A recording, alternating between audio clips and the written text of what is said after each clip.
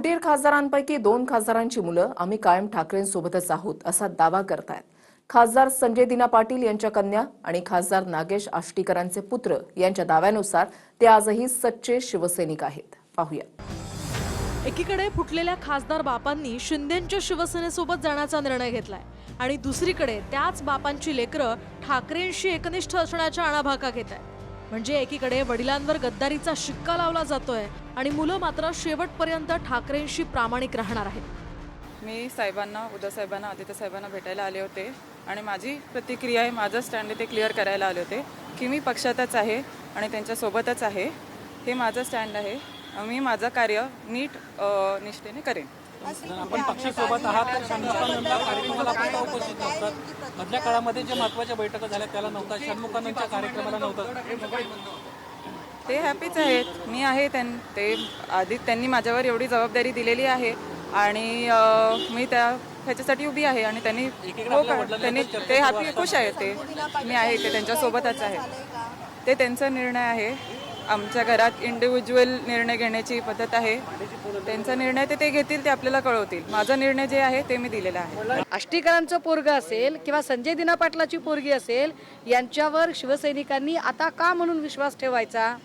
आम्ही आमच्या पक्षप्रमुखांकडे सुद्धा आमचं म्हणणं स्पष्टपणे मांडलेलं आहे की राजोल पटेल असेल किंवा हे कृष्णा आष्टीकर किंवा अजून कोणी असतील, या लोकांवर आमचा अजिबात विश्वास नाही। त्यामुळे या लोकांकडून आम्हाला अपेक्षाच नाहीयेत। त्यामुळे कृपया आमच्या डोळ्यात कुणी धुळफेक करायचा प्रयत्न करू नये। अगदी आज मला वाटतंय मातोश्रीवर राजोल पटेल वगैरे पोचलेल्या होत्या, पण आमचा विश्वासच नाही आहे या लोकांवर।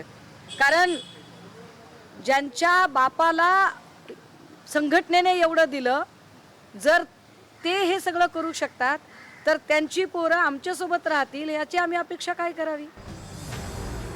सर्वात मोठा विरोधाभास आहे हिंगोलीतील फुटलेले खासदार नागेश पाटील आष्टीकरांचा।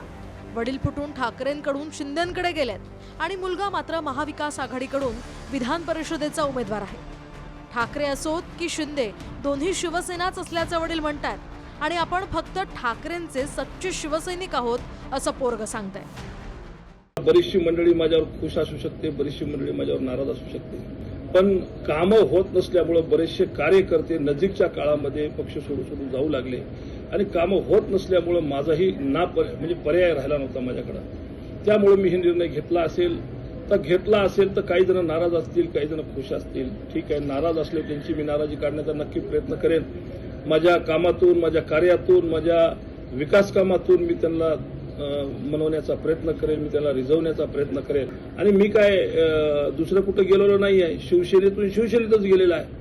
विचारधारेला कधीही बाजूला टाकलेलं नाहीये। मी आज माझ्या भूमिकेतून स्पष्ट करू इच्छितो की मी कालही आघाडीचा होतो, मी आजही आघाडीचा आहे आणि मी उद्याही आघाडीचाच राहणार आहे। मी उद्धव साहेबांचा सच्चा शिवसैनिक आहे।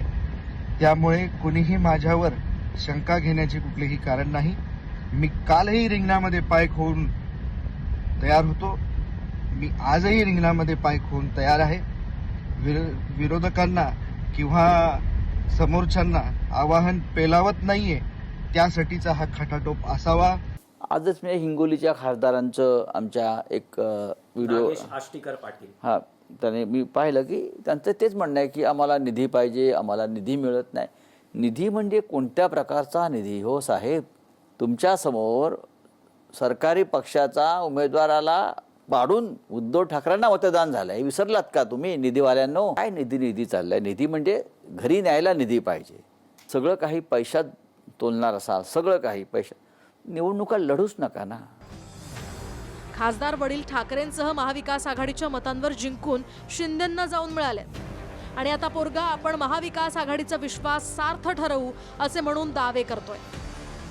जर फुटलेल्या खासदारांची मुलं आपण ठाकरेंशी एकनिष्ठ असल्याचा दावा करत असतील तर मग ठाकरेंपासून फुटलेले तुमचे वडील गद्दार आहेत का, या प्रश्नावर मात्र बंडखोर खासदारांची मुलं मौन आहेत। Bureau report, TV9 Marathi.